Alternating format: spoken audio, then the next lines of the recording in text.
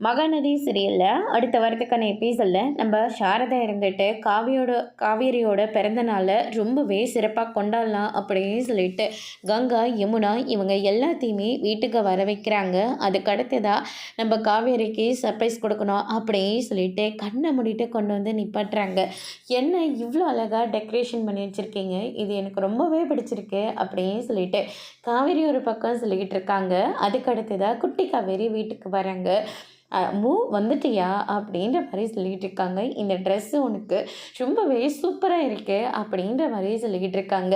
அதுக்கு அடுத்ததாக வந்து பார்த்திங்கன்னா நம்ம யமுனா இருந்துட்டு காவேரி கிட்ட போயிட்டு நீ ரொம்ப அழகாக இருக்கக்கா அப்படின்ற மாதிரி சொல்லிகிட்டு இருக்காங்க.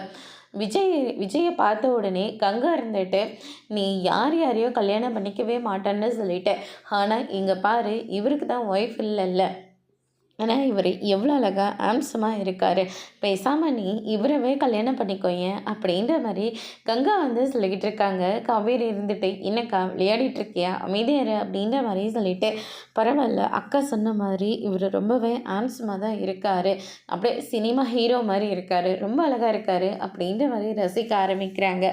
அதோடு இன்னைக்கான பிரம்ம முடிச்சிருக்காங்க. இனி மகாநதி சீரியலில் அடுத்தடுத்து என்னெல்லாம் நடக்க போகுதுன்றதை வெயிட் பண்ணி பார்க்கலாம். தேங்க்யூ.